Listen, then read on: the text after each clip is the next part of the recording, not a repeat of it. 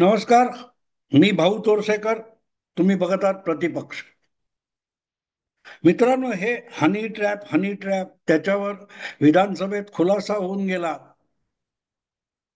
पण त्यावर तेव्हा काही न बोलणारे आता वेगवेगळ्या अफवा पिकवण्यात आल्या. CD, pen drive. मला वाटतं नाना पटोलेंनी सभागृहात एक पेन ड्राईव्ह दाखवला होता आणि त्यांना आव्हान देत मुख्यमंत्री देवेंद्र फडणवीस यांनी सरळ सरळ आव्हान दिलेलं होतं की एवढीच तुम्हाला खात्री वाटत असेल तर तो पेन ड्राईव्ह सभापतींकडे जमा करा. सभापती त्यात काय काय रेकॉर्ड झालेलं आहे ते बघतील आणि त्यानंतर कारवाई सुरू होईल.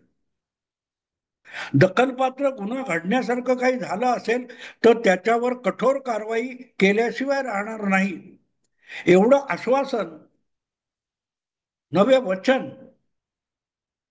मुख्यमंत्र्यांनी दिलेला असताना तेव्हा चिडी चूप बसलेले लोक विधानसभेचा कार्यकाळ संपल्यानंतर पोपटासारखे बोलायला लागलेत आणि कोण कोण काय काय पुढे आलेत.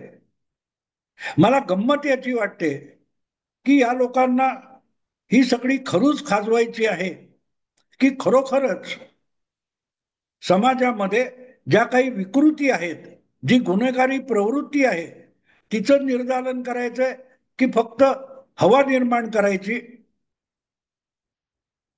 कारण आता एक कोणतरी प्रफुल्ल लोढा नावाचा इसम पुढे आलेला आहे आणि तो अर्थातच भाजपचा आहे म्हटल्यानंतर आणि त्यालाच अटक झालेली असल्यामुळे गदारोळ माजवायला माध्यमांना मोकळीक मिळालेली आहे. याचा अर्थ सरळ आहे की यातून राजकारण जास्त करायचंय आणि त्याच हेतूने हे काहूर माजवण्यात येत आहे. मित्रांनो, मी मुद्दाम तुम्हाला सांगतो की अशा ज्या पेन ड्राईव्ह वगैरे पुढे आणल्या गेल्या, अगदी उद्धव ठाकरे मुख्यमंत्री असतानाच्या काळामध्ये आजचे जे मुख्यमंत्री आहेत ते तेव्हा विरोधी नेता होते, तेव्हा देवेंद्र फडणवीसांनी अशाच प्रकारे एक पेन ड्राईव्ह सभागृहामध्ये दाखवला होता आणि सभापतींना सादर केला होता. नुसता पेन ड्राईव्ह म्हणून दाखवला नव्हता. असा मी पण आता इथे बसलोय, माझ्याकडे कॉम्प्युटर आणि या गोष्टी आहेत, त्यामुळे मी पण एखादा पेन ड्राईव्ह हलवून दाखवू शकतो. त्याच्या आत काय आहे त्याला महत्व असतं. आणि तुम्हाला खात्री असेल तर तो तुम्ही सभापतीला द्यायला पाहिजे होता. पण नाना पटोलेंनी ते काही केलं नाही आणि त्यानंतर या विषयावर बोलणारे निदान कागदावर तरी राष्ट्रवादी काँग्रेसचे विधान परिषदेतले आमदार असलेले माजी मंत्री, भाजपचे माजी नेते एकनाथ खडसे यांनी सुद्धा काही त्याविषयी टिप्पणी केलेली आहे. अर्थात त्यांना या सगळ्यामध्ये गिरीश महाजन आणि देवेंद्र फडणवीस यांना टार्गेट करता आलं तर त्यामध्ये इंटरेस्ट असतो. बाकी नाथाभाऊंना इतर कशात इंटरेस्ट आहे असं वाटत नाही. तुम्हाला आठवतं, भाजपचा त्याग करून जेव्हा नाथाभाऊ राष्ट्रवादी काँग्रेस पक्षात गेले होते, उद्धव ठाकरे मंत्रिमंडळात त्यांची मंत्री म्हणून वर्णी लागणार होती. त्यासाठी राज्यपालांनी ज्या 12 आमदारांची नेमणूक करायची होती त्यामध्ये राष्ट्रवादीचा कोटा जो 4 आमदारांचा होता त्याच्यात नाथाभाऊंची वर्णी लागणार म्हणून घाई गर्दीने नाथाभाऊंनी राष्ट्रवादी काँग्रेसमध्ये शरद पवारांच्या उपस्थितीमध्ये प्रवेश केला होता.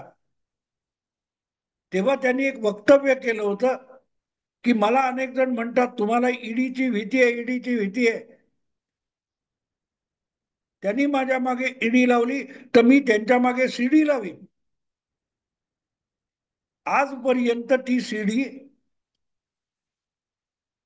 नाथाभाऊ बाहेर काढू शकलेले नाही. त्यामुळे ह्या असल्या सीडी किंवा पेन ड्राईव्ह ह्या हुलकावड्या देण्याला काडीचाही अर्थ नसतो. हा, पण या बाबतीत आता जो नवा गडी मैदानात आलेला आहे, प्रफुल्ल लोढा, तो भाजपचा आहे. मग त्याचे कोणाकोणाबरोबर फोटो आहेत याच्यात खूप बातम्या रंगवल्या जातात. मित्रांनो, मी छातीवर हात ठेवून सांगतो, अशापैकी काही लोकांबरोबर माझे सुद्धा फोटो मिळतील कारण आजकाल फोटो काढायचे तर त्यासाठी फोटोग्राफर आणावा लागत नाही. प्रत्येकाच्या हातात तो स्मार्टफोन आहे. त्या स्मार्टफोन मध्ये कॅमेरे असतात.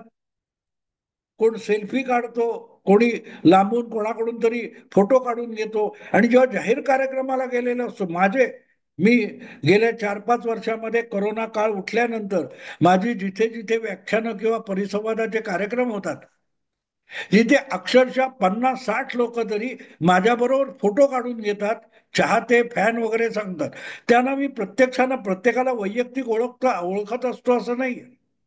त्यामध्ये अशापैकी कोणी असेल तर उद्या त्या प्रफुल्ल लोढा किंवा तत्सम कोणाबरोबर तरी माझाही फोटो मिळू शकतो. पण तो फोटो त्याच्याबरोबर आहे म्हणून मी गुन्हेगार आहे का? म्हणजे कुठेतरी तारतम्य असलं पाहिजे.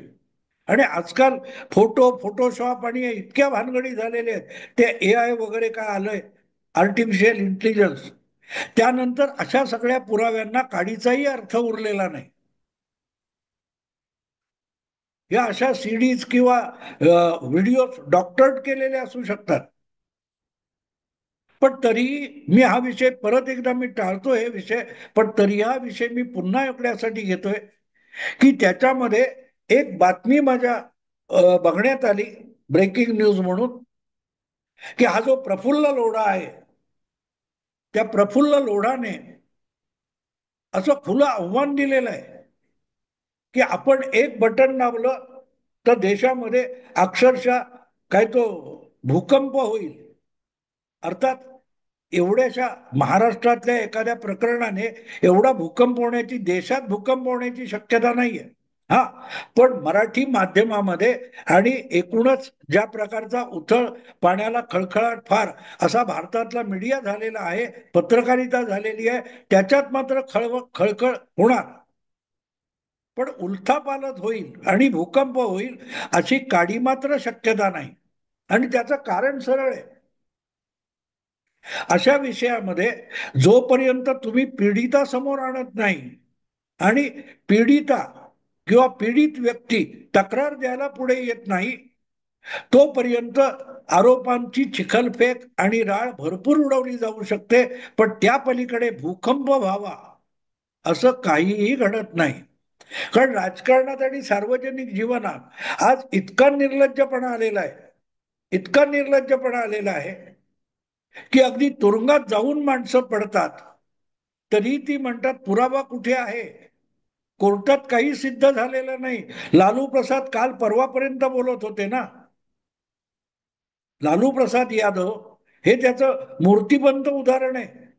लालू प्रसाद आणि त्यांच्या बरोबरच एकूण भ्रष्टाचार याच्यावर स्वार होऊन केजरीवाल सारखा माणूस एक राजकीय पक्ष काढतो आंदोलनातून आणि दिल्लीमध्ये 10 वर्ष मुख्यमंत्री होतो.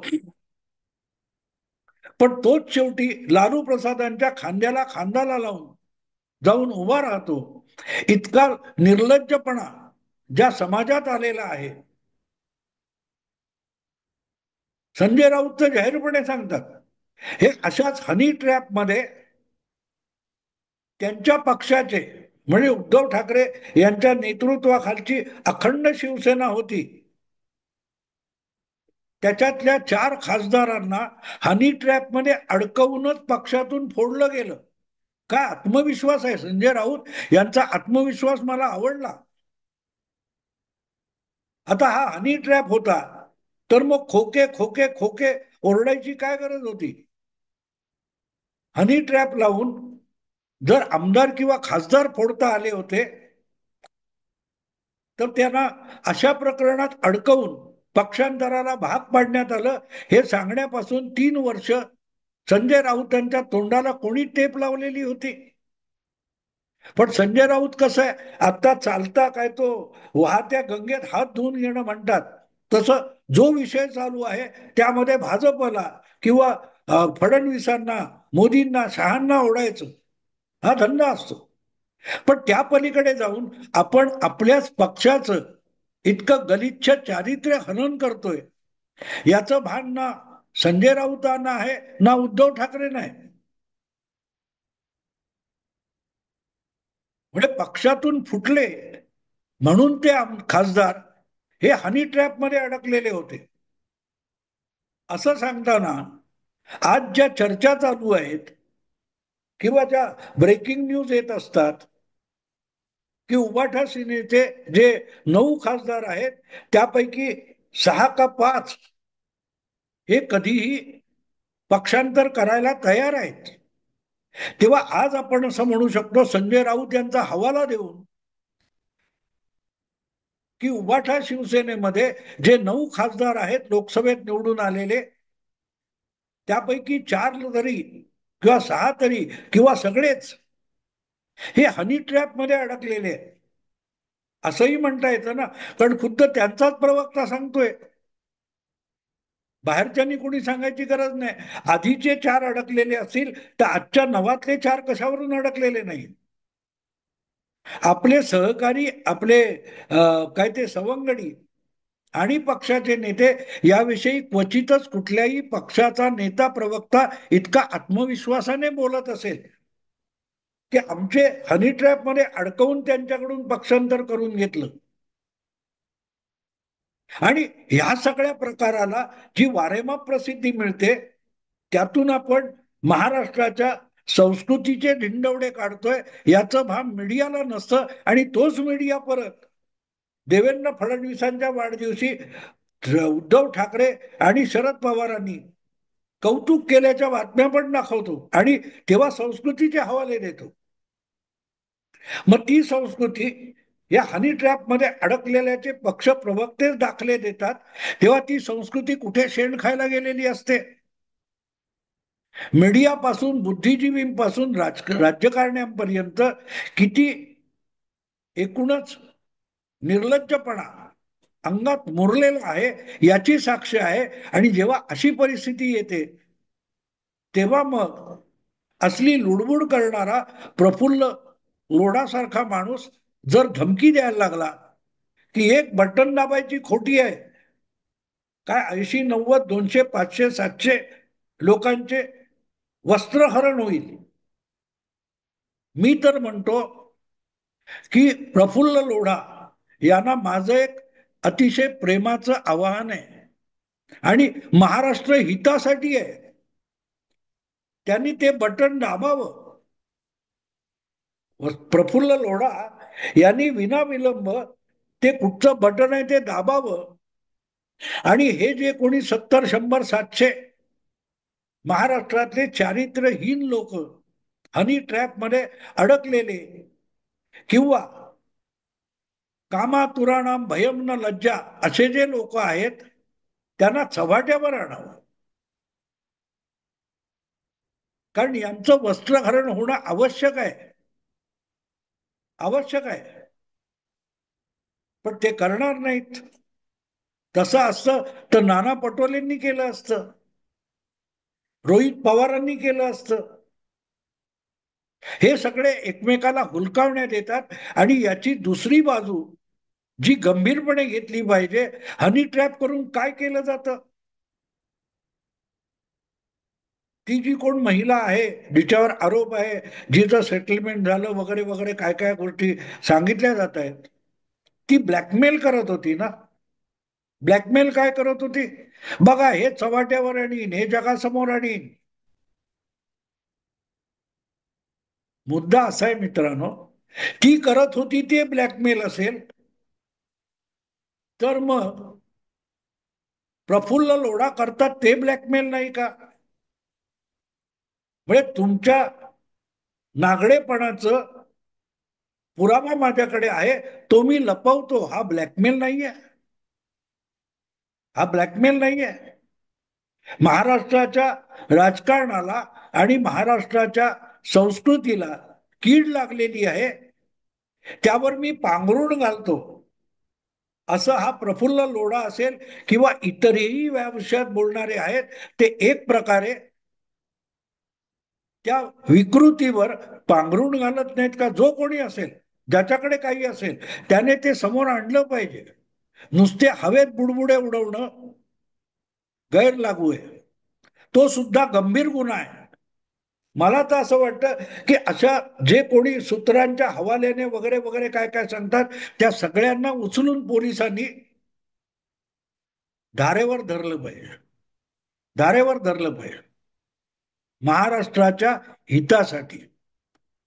महाराष्ट्राच्या हितासाठी ठाकरे बंधू एकत्र यायला तयार असतील तर मला वाटतं त्या दोघांनी पुढाकार घेऊन, राज ठाकरे आणि उद्धव ठाकरे यांनी पुढाकार घेऊन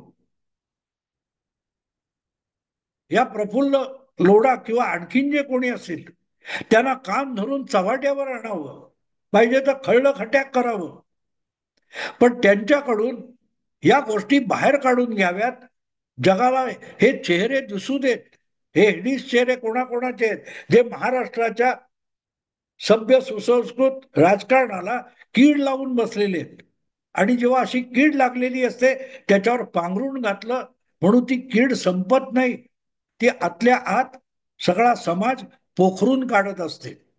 आणि म्हणून असल्या गोष्टी बाहेर आणणं हे एक प्रकारे महाराष्ट्रावरचे उपकार ठरतील. मी जे शीर्षक दिलेलं आहे, प्रफुल्ल पटेल महाराष्ट्रावर उपकार करा, ते कुठलं बटन आहे ते दाबा. म्हणजे ते आपण ऐकतो ना कुठे कुठे त्या तुमच्या क्राईम स्टोरीज असतात किंवा पेट्रोल काय ते क्राईम पेट्रोल, त्याच्यात तो कुठले तरी अश्लील क्लिप व्हायरल करून टाकू अशा धमक्या देतो. त्यापेक्षा हे वेगळं आहे. हे आपल्या सार्वजनिक जीवनामध्ये असं राजरोसपणे उजळ माथ्याने चालू आहे आणि त्यांच्या पालख्या मीडिया वाहतोय ब्लॅकमेलर्सच्या. हे करा नाही तर ते करू, ते करा नाही तर ते करू. तुमच्याकडे जर पुरावा असेल तर तो समोर आणला पाहिजे, तर तुम्ही सभ्य असू शकता. नाहीतर तुम्ही सुद्धा तितकेच ब्लॅकमेलर आहात. जे कोणी पेन ड्राईव्ह दाखवतात, जे कोणी बटन दाबायच्या धमक्या देतात, जे कोणी सूत्रांचे हवाले देतात, ते सुद्धा तितकेच ब्लॅकमेलर असतात. ज्या बाईवर काहीतरी संशय घेतला गेला किंवा कोणतरी, मी आता मला बघितलंय, पण त्या बाईपेक्षा किंवा कुठल्याही महिलेला अश्लील फोटोसाठी ब्लॅकमेल करणारे असतात, त्यापेक्षा ही सगळी मंडळी ही किंचितही वेगळी नाहीत. हे सुद्धा तितकेच ब्लॅकमेलर आहेत. म्हणजे यांचा हेतू साध्य होणार असेल. मी गेल्या या विषयावर हनी ट्रॅपवर गेल्या वेळेला जो व्हिडिओ केला होता त्याच्यात सांगितलं होतं की भारत 24 नावाच्या चॅनेलच्या मालकाला तिथलीच एक पत्रकार महिला आणि तिचा एक पत्रकार मित्र मिळून कसे ब्लॅकमेल करत होते. ते कशाच्या आधारावर करत होते माहित नाही, पण 65 कोटी रुपये मागितले गेले आणि ते पोलिसात तक्रार देऊन त्यांना रंगे हात पकडण्यात आलं, छापेमारी करण्यात आली. तोपर्यंत उजळ माथ्याने ती महिला ही राष्ट्रीय चॅनेलवर मिरवत होती. आज प्रफुल्ल लोढा जर धमक्या देत असतील तर त्यांनी पुढे आलं पाहिजे. धमक्या देऊ नका. लोकहितासाठी जे काय तुम्ही आजवर शेण खाल्लं असेल त्याचं प्रायश्चित्त म्हणून, त्याचं परिमार्जन म्हणून ते बटन दाबून टाका. जगासमोर हे जे कोणी हजारो शेकडो लोक आहेत शेण खाणारे, ते येऊ देत. महाराष्ट्राला आपला हिडीस चेहरा बघू देत. येस, महाराष्ट्राला आपला हिडीस चेहरा दिसला पाहिजे. जेव्हा असं असतं तेव्हा ते लपवून ठेवलं जात नाही. आणि मग ते करणारा जितका गुन्हेगार आहे तितकंच त्यावर पांघरून घालून कमाई करायला बघणारा सुद्धा गंभीर गुन्हेगार आहे. त्याला माफी असता कामा नये. तेव्हा बाकी काय त्या प्रफुल्ल लोढाने केलं असेल काय नाही याच्याशी मला कर्तव्य नाही. मला असं वाटतं त्यांनी आपण ज्या काही चुका केल्या असतील त्याचं प्रायश्चित्त म्हणून ते बटन दाबून टाकावं. आणा सगळ्यांना समोर, व्हायचं ते होऊ दे, पण त्याच्यात महाराष्ट्राचं हित असेल. जे हळवेपणाने आपल्या नेत्यांवर विश्वास ठेवतात, त्यांच्यासाठी भांडतात, कधी कधी केसेस अंगावर घेतात. अशा सामान्य कार्यकर्त्यांना या अशा नेत्यांचा चेहरा दिसू देत, एवढंच आवाहन करून थांबतो. आवडलं लाईक करा, शेअर करा आणि प्रतिपक्षाला सबस्क्राईब करा. नमस्कार.